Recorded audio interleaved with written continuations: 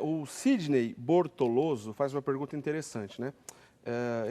Ele quer dizer o seguinte, ele pensa na atitude relacionada a um pecado, certo? Porém, ele não pratica, ele não chega a praticar oficialmente. O senhor falou agora há pouco alguma coisa das características do pecado, Sim, atos, palavras, omissões, pensamento. Ele quer dizer, só no pensamento a pessoa já sim, pecou? sim, exato. É o mesmo Jesus que fala. Se você olhar com um olhar maligno, um pensamento até para uma mulher, já está cometendo pecado de adultério no teu pensamento. O pecado de pensamento é um pecado, inclusive, se trata de uma matéria grave, por exemplo, no tema da castidade, é também pecado grave.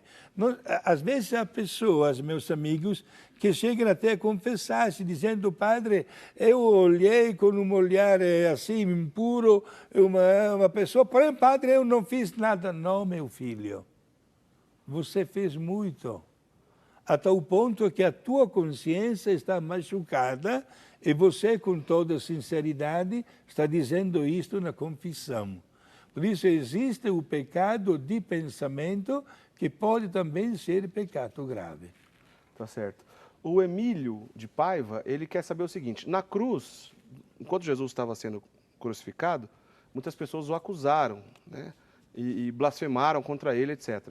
Sendo Jesus inocente como era, ele não poderia ter sido defendido e ter dado a sensação para aquelas pessoas que estavam ali em volta que ele não tinha pecado algum, não merecia o que estava acontecendo com ele?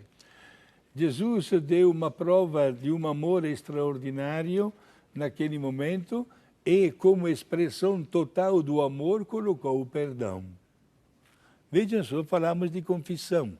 Das últimas 7 frases de Jesus na cruz, momentos antes de falecer, 2 delas falam do perdão.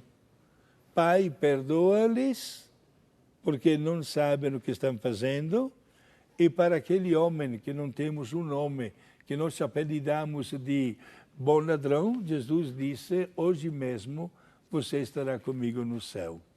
Foi a prova mais autêntica de defesa de Jesus. Pois deixou bem claro que tudo que estava sofrendo era por amor, de uma maneira, humanamente falando, completamente injusta. Interessante. Por isso. Padre Guido, o Neno Sabino, ele faz um comentário bacana aqui. Ele quer que o senhor explique mais sobre as consequências do pecado. Se durante a confissão são eliminadas as consequências do pecado, ou se apenas aquele pecado é perdoado, porém mantém as consequências dele. Quando nós recebemos a absolvição dos nossos pecados, digamos assim, de uma maneira humana, Deus coloca uma pedra por cima da nossa vida, não das melhores experiências, né? Portanto, Deus perdoa. É claro que o perdão gratuito que Deus nos dá deve ter como consequência uma atitude ativa da parte do penitente, que não deve ser somente digamos assim, uma penitência que o padre manda fazer, mas também o empenho para evitar as próximas ocasiões que pode levar mais uma vez a pessoa a pecar. Nós mereceríamos muitos castigos da parte de Deus devido aos nossos pecados. Mas é aí que intervém a divina misericórdia divina, que num gesto de amor total supera a fraqueza humana.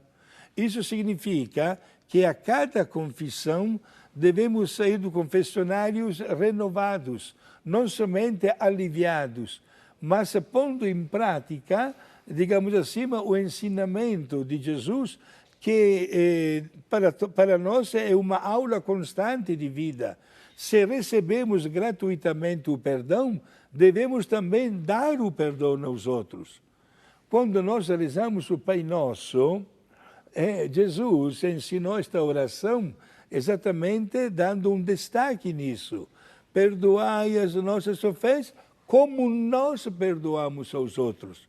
É muito cômodo, não pagamos nada para receber o perdão de Deus.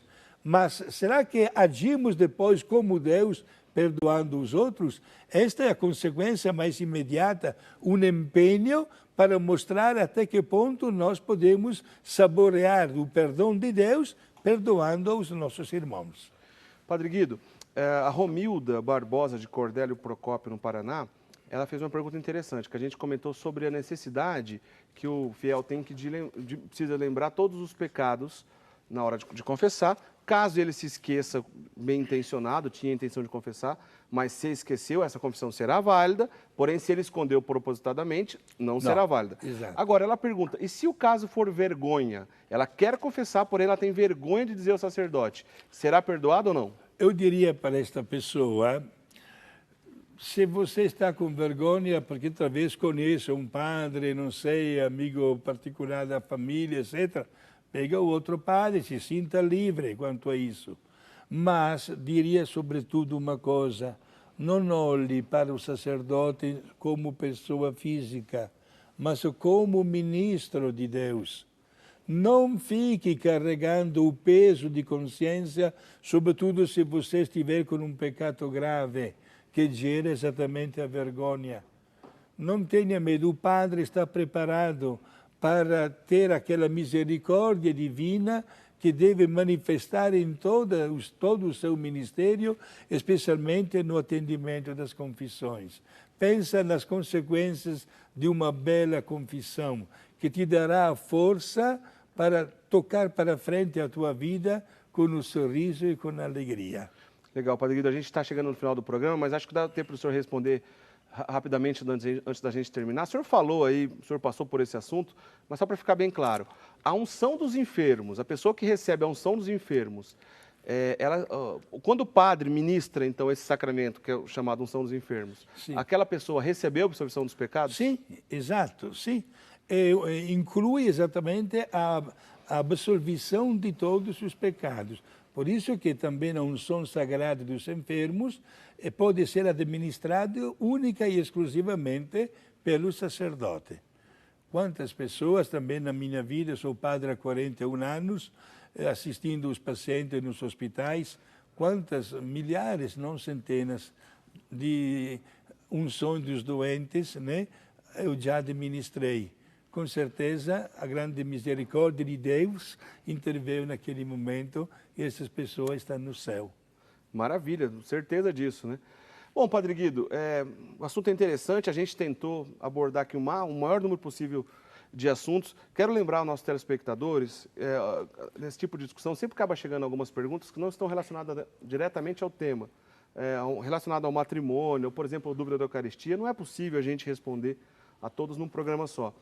Acompanhe nosso programa, fique conosco aqui todas as segundas-feiras, a gente entra nesses assuntos em diversas oportunidades, a gente conversa sobre esses assuntos em diversas oportunidades, então, mais cedo ou mais tarde, a sua dúvida acaba aparecendo aqui, tá certo? Continue mandando a sua participação, a gente tenta responder na medida do possível, tá certo? Uma coisa interessante que eu quero dizer a você também, antes do Padre Guido dar a bênção para encerrar, na semana que vem no programa Eclésia, a gente tem um tema muito interessante, você não pode perder, tá certo? Nós vamos falar na semana que vem sobre os regimes totalitários do século XX, tá certo? Como a igreja, por exemplo, agiu e trabalhou em meio a esses regimes, né? Os santos que foram perseguidos por esses regimes, por exemplo, pelo nazismo e também pelo comunismo, como a igreja agiu, o que os papas nos ensinaram e como ficou então, a história da Igreja Católica diante desses problemas gravíssimos do século XX. Então, semana que vem a gente tem esse encontro marcado. Padre Guido, para encerrar, como de costume, nos dê a bênção, por favor. Certo, eu quero dar a bênção para todos. O meu abraço fraterno, hoje de uma maneira especial, para a dona Marieta Barreto, do Guará 2, de Brasília, que está ligada ao nosso programa, e a família do meu amigo, o Sadi, dona Sandra, e os filhos, a Patrícia, o Cailone e a pequena Clara Maria, que estão todos assistindo ao Eclésia. Meus amigos, como é bom conhecer e saborear a alegria desta bondade de Deus diante da nossa fraqueza humana. Façamos todos uma boa e santa confissão, preparando-nos para celebrar o grande evento da Páscoa. Para todos, a bênção de Deus Todo-Poderoso, o Pai, o Filho e o Espírito Santo. Amém. Amém. O Padre Guido fica mandando os abraços para os amigos dele, porque depois ele quer jantar na casa dos amigos dele. Olha, o senhor pode jantar, mas eu quero me convida também, por favor, hein? Não me deixa fora dessa. Olha só, vale a pena a confissão, porque você não vai encontrar um outro tribunal onde você se declara culpado, mas se levanta absolvido, tá certo? O programa Eclésia fica por aqui. Foi uma alegria estar com você hoje nesse querido programa onde a gente discute tantas coisas interessantes. Na semana que vem a gente continua, não esquece, a gente tem um encontro marcado. Até lá, um grande abraço a todos.